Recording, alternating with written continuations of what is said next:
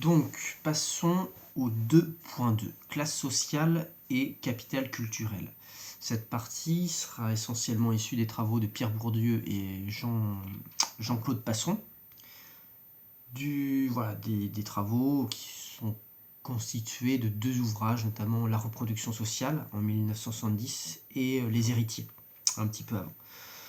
Alors, il s'interroge sur pourquoi finalement dans l'école, les classes populaires n'accèdent pas, ne réussissent pas autant que les élèves issus des classes supérieures. Et il dénonce la, la croyance dans le fait que l'école est neutre et l'école est objective. Alors qu'au contraire, il existe une culture scolaire, une culture du classement, et l'école transmet essentiellement une culture légitime qui est la culture des classes supérieures, à l'opposé du vulgaire, du commun. Et on le voit par exemple dans les auteurs qui sont étudiés en français, où c'est un langage soutenu qui est développé dans ces ouvrages et qui finalement est plus proche de la culture des groupes dominants. Alors que dans les classes populaires, on va développer plutôt l'oral, et il y a très peu d'épreuves d'oral jusqu'à présent au bac. Par exemple, le grand oral, c'est seulement depuis cette année, et encore que si vous regardez les grilles d'évaluation du grand oral, vous pouvez les retrouver sur internet, elles sont libres d'accès, et bien vous voyez des critères qui sont très inégalitaires, c'est-à-dire qu'il y a des critères pour le grand oral qui sont de l'ordre de la capacité à bien parler en public, à bien s'exprimer clairement, avec un langage soutenu. Voyez, donc il est clairement énoncé que les attentes du jury, les attentes des professeurs, sont des attentes bourgeoises finalement, des attentes issues de la culture bourgeoise. C'est ça que dit Bourdieu et Passeron. Ces programmes scolaires aussi ne sont pas neutres au sens où elles sont le fruit de rapports de force entre groupes sociaux. Par exemple, le fait que les programmes de SES vantent plutôt le libéralisme plutôt que le protectionnisme, le libéralisme est l'idéologie qui est portée par les classes supérieures. On peut voir dans le vote, par exemple, que les candidats libéraux, tels qu'Emmanuel Macron, ont largement été choisis par les classes supérieures au cours de la dernière présidentielle. Et cela n'est pas nouveau, évidemment. Le libéralisme bénéficie plutôt aux plus riches, et donc en ce sens-là, vanter les bienfaits du libéralisme, c'est aussi finalement développer à l'école une théorie qui va plutôt être facile d'accès par les classes supérieures. Or que les classes populaires vont avoir plus de mal à y avoir accès parce que à la maison, c'est plutôt, on l'a vu aussi sur le référendum sur la Constitution européenne en 2005, où les classes populaires ont largement voté non à cette Constitution européenne qui était une constitution libérale. Et donc si on présente à l'école les bienfaits du libéralisme, ça va plutôt aller à l'encontre de ce qu'ils entendent à la maison. Donc ça va être difficile pour eux d'argumenter ou de comprendre. Alors que si ça va dans le sens de ce que vous voyez à la maison, il y a un renforcement des connaissances.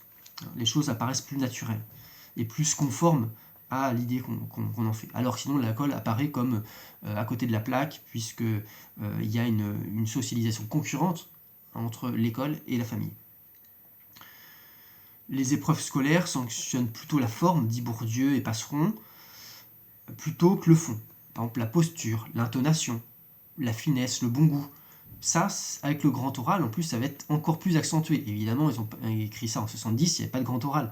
Mais dans la dissertation, par exemple, il y a des formes bourgeoises d'abstraction.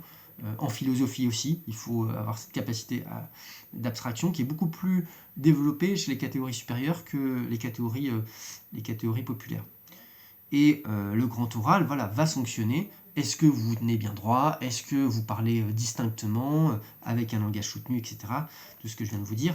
Et donc, cela, c'est des compétences. Ces compétences-là sont beaucoup plus développées dans les familles bourgeoises.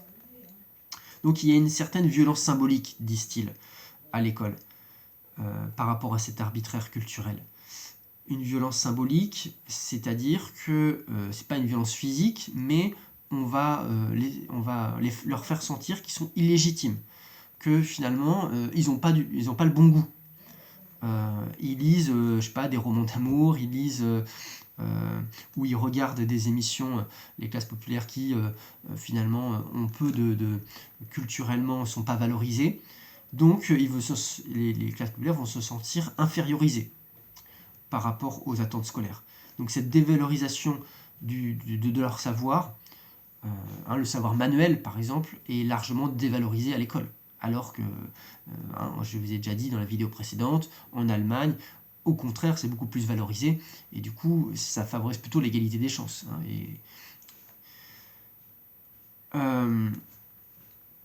Pierre Bourdieu utilise aussi le terme d'habitus. Habitus, c'est la façon d'être, de se tenir, la façon d'être à l'aise, de ne pas avoir honte. Est-ce que quand vous allez être au grand oral, est-ce que vous allez rougir devant votre public?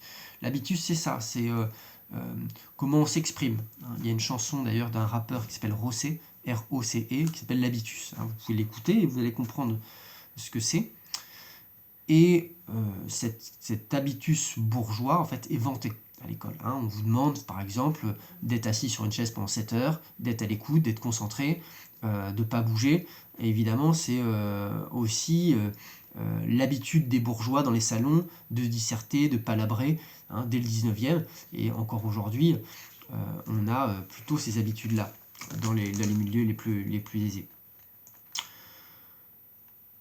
L'école a donc une fonction, disent Bourdieu et Passeron, de illusion méritocratique. C'est-à-dire qu'on fait penser que l'école valorise le mérite et qu'on a tous les mêmes chances, à travers l'égalité des chances. Et donc c'est une illusion pour, au contraire, permettre la reproduction de l'ordre social. C'est-à-dire qu'on fait penser que les riches sont en haut de la pyramide sociale parce qu'ils l'ont mérité grâce à l'école. Alors qu'en fait, l'école atteste finalement de votre capital culturel. C'est-à-dire, on met des diplômes, on donne des diplômes à ceux qui déjà sont les plus proches des savoirs scolaires, la culture bourgeoise. Et donc, en leur mettant des diplômes et en excluant les autres, on fait penser, et les classes populaires intériorisent leur infériorité sociale. Et se disent que c'est bien mérité, que les plus riches sont là où ils sont parce qu'ils ont des hauts diplômes et donc ils doivent gagner 20 fois, 30 fois, 40 fois plus qu'eux parce qu'ils ont un diplôme supérieur et ils sont plus intelligents parfois, il y a cette intériorisation de la supériorité sociale. Et donc, cette méritocratie est un leurre pour Bourdieu et Passeron. L'école ne traite pas les élèves en égaux. Voilà. Et il y a une idéologie du don, comme quoi, on est doué en maths, on est doué en français, et donc ça légitime aussi les inégalités scolaires et sociales. Or que des élèves vont se dire, moi j'étais pas doué pour l'école. Vous voyez, donc c'est l'idéologie du don. Alors que l'école n'est pas neutre, donc nécessairement c'est plus difficile quand on est par exemple un enfant qui vient de l'étranger, qui va arriver à l'école française en parlant pas bien le français. Eh bien ça va être très difficile pour lui. Il y aura une grande distance pour lire Flaubert par exemple. Alors qu'un petit français qui a l'habitude qu'on lui lise tout petit des contes et il va être entouré d'une bibliothèque, ses parents si on va jusqu'à l'extrême, vont être profs de français, etc. Ça va être beaucoup plus facile pour lui d'avoir des bonnes notes. Donc il n'y a pas une compétition qui est juste finalement, parce que certains vont avoir beaucoup de ressources et d'autres, voilà, si on part aussi dans l'extrême, l'enfant qui a vécu je sais pas moi, au Burkina Faso, qui vient rentrer dans l'école française, eh bien lui aura plus de difficultés à accéder à la langue française bien parlée, comme on dit, avec un langage soutenu. Donc cette fonction scolaire est une fonction de reproduction finalement. Le capital culturel de la famille va jouer à plein pour se transformer en capital scolaire et finalement vous permettre d'accéder à un statut social. Voilà, excusez-moi, je relis un peu mes notes. Donc j'ai été peut-être un peu vite, bon, vous couperez, vous reviendrez en arrière. Voilà, la démocratisation de l'enseignement, au final, est un leurre. Est un leurre, c'est-à-dire est faussée, elle n'est pas réelle, parce que la croissance des effectifs, la massification, a peu modifié les chances d'accès aux positions supérieures. Donc il y a une translation de la système de structure de classe sociale,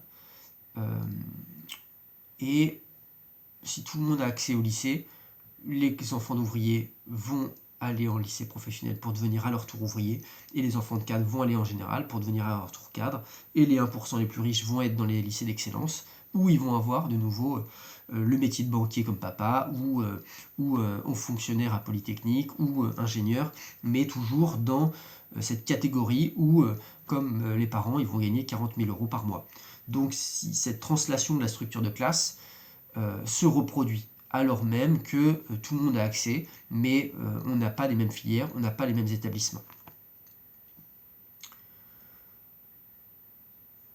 Les inégalités qualitatives, disent Bourdieu et Passeron, sont encore plus discriminantes que l'accès finalement. Parce que, par exemple, le poids des diplômes a largement augmenté.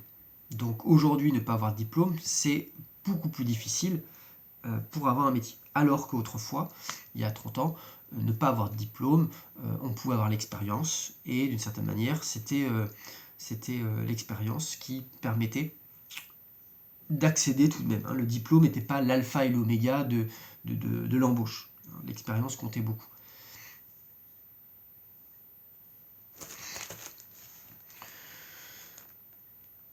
La recrudescence des inégalités depuis 30 ans a évidemment eu pour fonction de renforcer la structure de classe de l'école, où on a une compétition scolaire qui va s'exacerber, et les classes inférieures, entre guillemets, vont être encore plus écartées des classes prépa. Par exemple, on voit que dans les classes préparatoires, il y a eu 5 jusqu'à 10% d'ouvriers, et maintenant on est plutôt en régression par rapport aux années 2000 ou aux années 90. Voilà pour Bourdieu-Passeron, le 2.2. 2.3, dernière partie de ce chapitre, ce sont les stratégies familiales et les destins improbables. Donc stratégie familiale et destin improbable. Selon Raymond Boudon, la famille joue un rôle important dans la réussite scolaire. Et lui, il a une vision plutôt individualiste, contrairement à Bourdieu-Passeron, qui a une vision plutôt globale, holiste, on dit H-O-L-I-S-M-E, vision globale, holisme, et individualiste, plutôt vision individuelle. C'est-à-dire qu'eux partent pas des structures, ils partent de l'individu. Ils considèrent que l'individu est un consommateur d'éducation rationnel. Et donc il élabore des stratégies pour calculer à chaque fois son rapport coût-avantage-risque. Combien ça me coûte de faire une école de commerce, et qu'est-ce que ça va me permettre d'avoir comme salaire à la sortie. Donc si ça me coûte 20 000 € de faire X années à l'école de commerce, mais au final ça va me rapporter 100 000 € dans ma carrière, eh bien j'ai intérêt à le faire. Et quel est le risque évidemment que j'échoue ou que la situation d'emploi se modifie dans les années à venir. Et donc les élèves qui finalement anticipent leurs avantages et voient dans leurs avantages supérieurs à leurs coûts vont poursuivre. Et à chaque année finalement, il y a un carrefour du cursus scolaire qui se fait où on a des choix à établir. Alors, la stratégie des acteurs.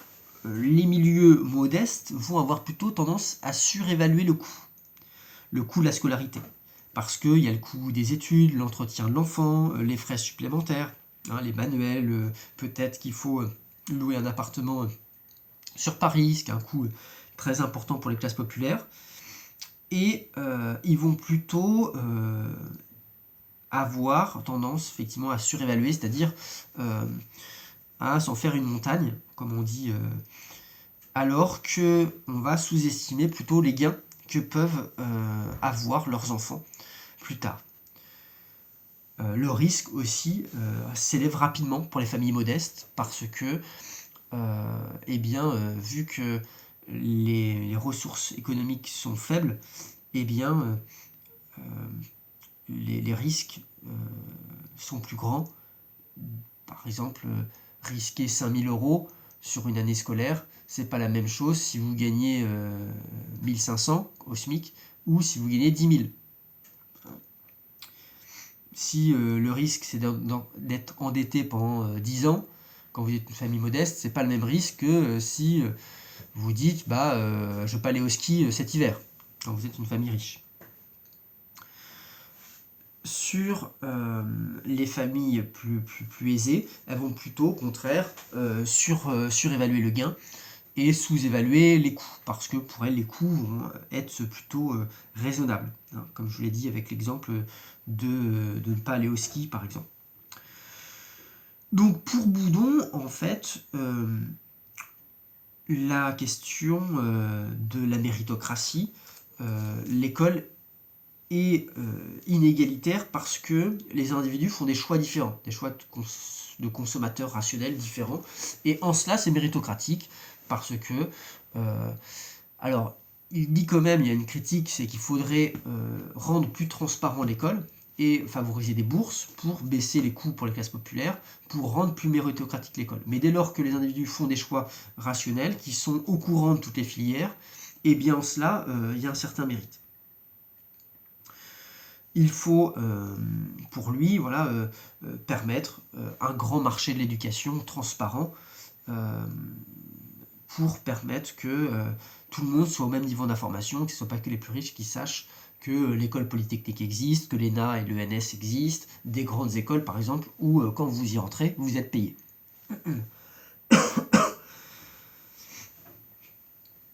Alors, il souligne des effets pervers quand même de ces comportements individuels qu'on a chacun. C'est-à-dire que chaque individu a intérêt à avoir un meilleur diplôme que l'autre. Sauf qu'au niveau global, si tout le monde a intérêt à poursuivre ses études, on a une inflation des diplômes et les diplômes se dévalorisent. C'est comme ça qu'il explique le paradoxe d'Anderson. Le paradoxe d'Anderson, c'est le fait d'avoir un diplôme supérieur à son père, mais avoir un métier avec un salaire inférieur à son père. Donc un niveau de diplôme supérieur et une position sociale inférieure à son père. Pourquoi ? Parce qu'il y a cette inflation des diplômes, parce que tout le monde, rationnellement, a intérêt à travailler plus longtemps. À travailler à l'école plus longtemps, c'est-à-dire à augmenter le niveau de diplôme. Hein, c'est un petit peu le bac aujourd'hui. Le bac est l'équivalent du certificat d'études il y a 40 ans, parce que aujourd'hui, une très large majorité a son bac, et le bac ne permet plus d'être cadre. Alors qu'avant, être bachelier, c'était rare, donc la rareté permettait d'être en haut du statut social. Alors que le bac est devenu banal, donc finalement, arrêter ses études après le bac, surtout un bac général, ça a peu de sens. Donc la massification de l'enseignement, pour Boudon, s'est traduite pour les élèves et leurs familles à obtenir des diplômes de plus en plus élevés. Hein, tous les individus ont voulu poursuivre leurs études et ont réussi à provoquer un effet pervers qui est l'inflation des diplômes. Voilà, et le paradoxe d'Anderson aussi qui est consécutif à cette massification scolaire. Autre déterminant de ces inégalités scolaires, c'est la question de l'institution scolaire qui est en jeu. L'école provoque elle-même les inégalités.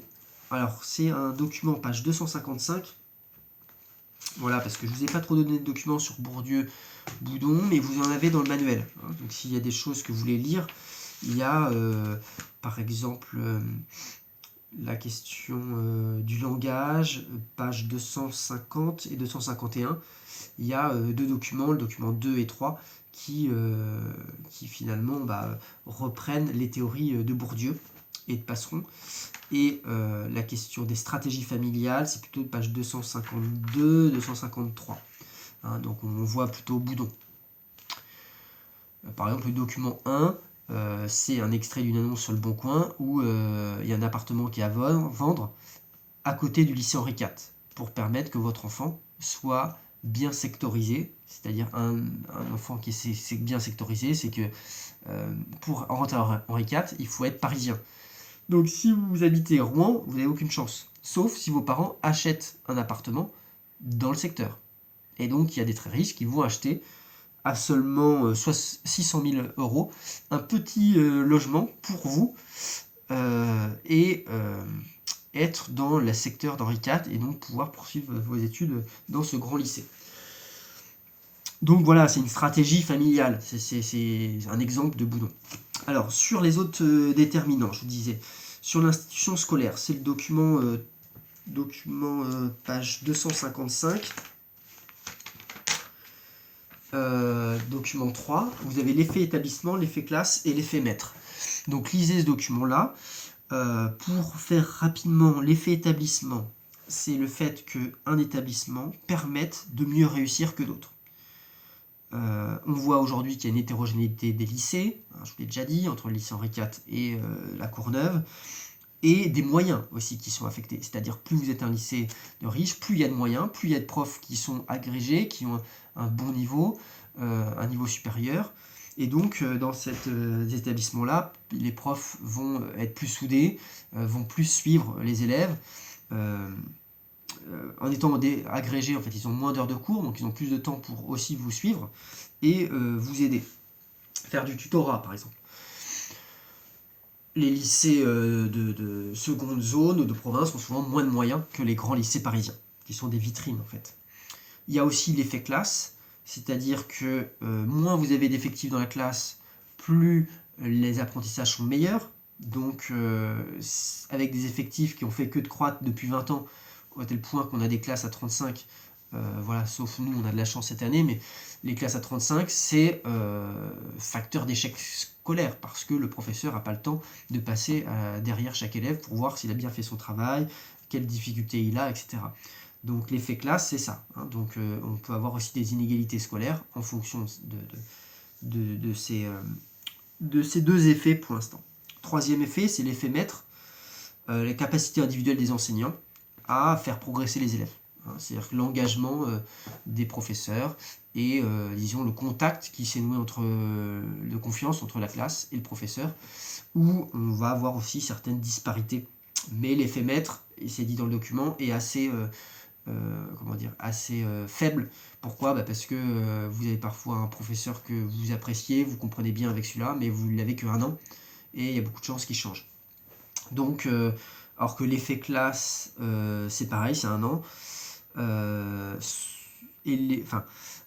1 an, ça dépend. C'est-à-dire que là, nous, on est dans un petit effectif, c'est 1 an. Mais disons, c'est un effet quand même plus structurel parce que la baisse des subventions, des aides pour l'éducation nationale conclut à que dans tous les lycées, grosso modo, on a des effectifs qui sont surchargés. Et du coup, ça, c'est plutôt structurel dans ce sens-là. Et l'effet établissement aussi, c'est plutôt structurel, c'est-à-dire du long terme. Les trajectoires improbables, maintenant. Comment expliquer les trajectoires improbables qui existent, hein, c'est-à-dire que même s'il y a une reproduction globale avec plus d'enfants d'ouvriers, par exemple, pourquoi il y a des enfants de cadres qui vont en lycée professionnel ? Eh bien, document 2, page 258, explique que parfois, il ne faut pas prendre en compte seulement la classe sociale des parents, mais celle aussi des grands-parents. Et donc, ça peut être une sorte de retour à la normale. Pour un enfant, son père est cadre, mais sa mère, par exemple, est ouvrière, et ses grands-pères sont tous agriculteurs ou ouvriers. Donc, il y a un retour à la normale de ce point de vue-là. Donc, l'analyse qu'on a de prime abord, de dire son père est cadre, etc. Mais en fait, on prend que le père, on prend pas la mère, on prend pas les grands-parents. Donc, ce qui apparaît comme l'échec des héritiers, hein, c'est le titre du document 2, page 258, et à relativiser, hein, parce qu'il faut voir l'ensemble de l'ensemble de la famille, hein, au sens plus large que simplement le père. Et puis, il y a des réussites improbables, c'est le document 3, page 259, je vous invite aussi à le lire, où finalement des familles vont surinvestir l'école, parce qu'ils savent que c'est là où ils peuvent avoir une ascension sociale. Donc on a beaucoup de familles, hein. Les familles par exemple étrangères qui arrivent en France sont souvent des familles où les enfants réussissent un peu mieux par rapport à leurs conditions sociales de départ. Pourquoi ? Parce qu'ils ont un parcours d'ascension sociale en émigrant, en partant de leur pays pauvre pour arriver en France. Donc ils veulent poursuivre dans cette lancée-là, cette ascension sociale, et donc ils vont vraiment suivre leurs enfants, être attentifs à ce qu'ils font, et vouloir qu'ils aient une bonne situation. D'autre part, ce document insiste aussi sur le milieu qui entoure les parents. C'est-à-dire, si vos parents sont de classe moyenne ou populaire, mais qu'ils ont une bonne insertion professionnelle dans le milieu politique, dans le milieu associatif, religieux, professionnel, hein, si dans le monde ouvrier, il y a aussi des réseaux importants, professionnels, et bien les enfants vont aussi pouvoir progresser plus vite, hein. Donc il faut que les parents surinvestissent l'école, hein, suivent les enfants, et aussi aient eu un bon rapport à l'école plus jeune. Souvent, si les parents ont eu un mauvais rapport à l'école c'est source d'échecs dans leur représentation, donc leur discours va être aussi plutôt négatif vis-à-vis de cette institution, ils vont plutôt excuser l'élève quand il va avoir des mauvaises notes, alors que quand les parents ont un bon rapport à l'école, eh bien ils vont plutôt transmettre ce goût scolaire à leurs enfants, qui va alors se dire que lui aussi, il n'y a pas de raison qu'il ne réussisse pas. Voilà pour la question des trajectoires improbables. On peut noter aussi, donc on appelle ça aussi des transfuges de classe. Alors les transfuges de classe, on va finir sur cette définition-là. Individu passant d'une classe sociale à une autre, individu passant d'une classe sociale à une autre, et ayant le sentiment d'un décalage entre sa socialisation, individu passant d'une classe sociale à une autre, et ayant le sentiment d'un décalage entre sa socialisation primaire et celle actuelle.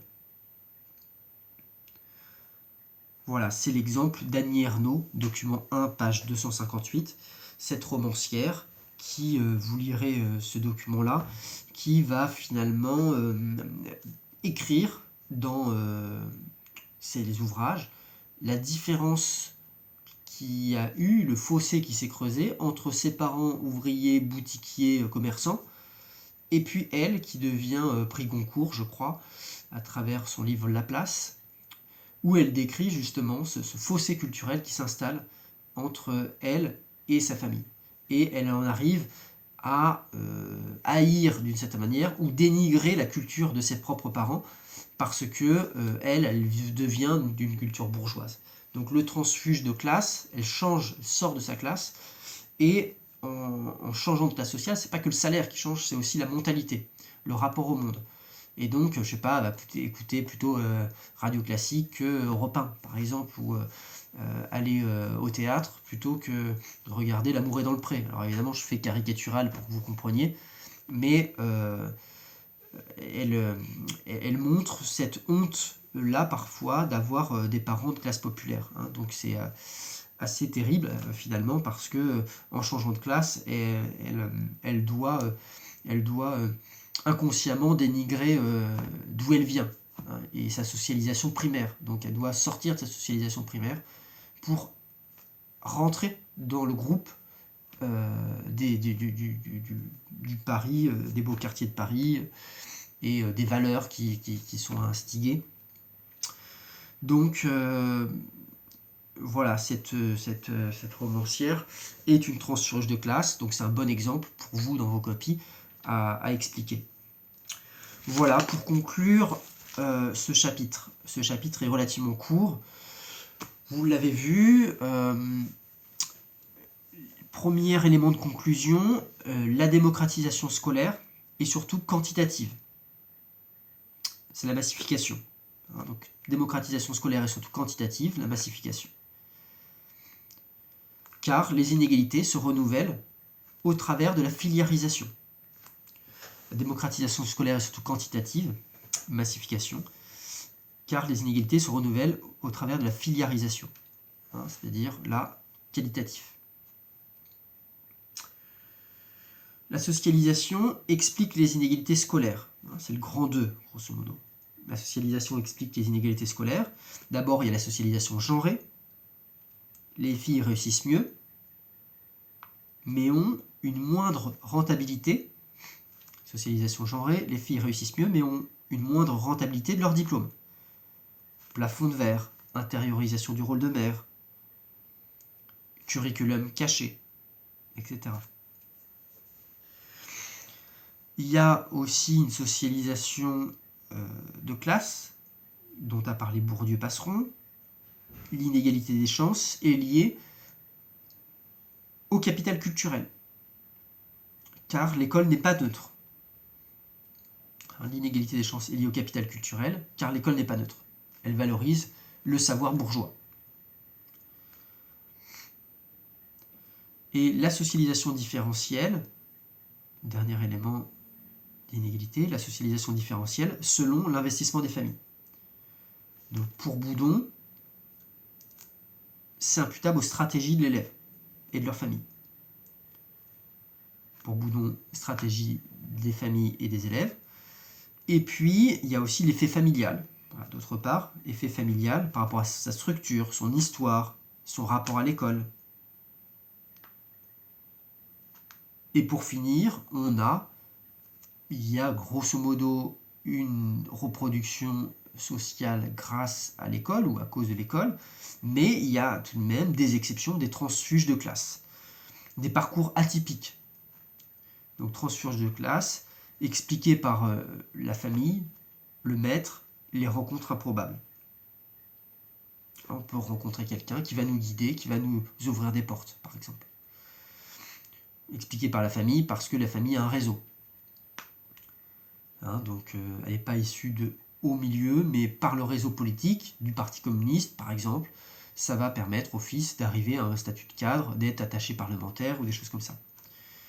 Donc parcours atypique. Et puis dernier élément, les transfuges de classe. Pour Bourdieu comme pour Marx, ça participe de l'illusion méritocratique. On va sélectionner quelques enfants des classes inférieures, les meilleurs, pour justifier qu'il y a une réelle égalité des chances. C'est l'exception qui va dire, tout le monde peut réussir. Puisque Annie Ernaux est devenue romancière, eh bien tout le monde peut le faire. Donc, c'est méritocratique. Vous voyez, donc ça justifie, en fait, ça sert d'attestation comme quoi il n'y aurait pas de reproduction sociale, tout le monde pourrait y arriver, puisque on a cet exemple-là. C'est souvent aussi les magazines sur les grands chefs d'entreprise. On va prendre un chef d'entreprise qui est fils d'ouvrier pour dire voilà, tout le monde peut réussir. Alors qu'il va peut-être être le seul des patrons du CAC 40 à être issu d'un milieu modeste. Alors que tous les autres sont des héritiers de grandes familles. Mais on va le mettre en avant pour dire le système est méritocratique, il ne faut pas le toucher. Donc c'est ce que disent Marx et Bourdieu. Les transfuges de classe peuvent être l'illusion méritocratique. Voilà pour ce chapitre. Donc je vous souhaite bon travail pour recopier tout ça. Et puis on se retrouve à la rentrée avec l'évaluation sur le chapitre commerce international et le chapitre sur l'environnement. Voilà, donc vous aurez une EC3 et une demi-disserte comme d'habitude en 2 heures à faire. Voilà, bon courage et bonne fête.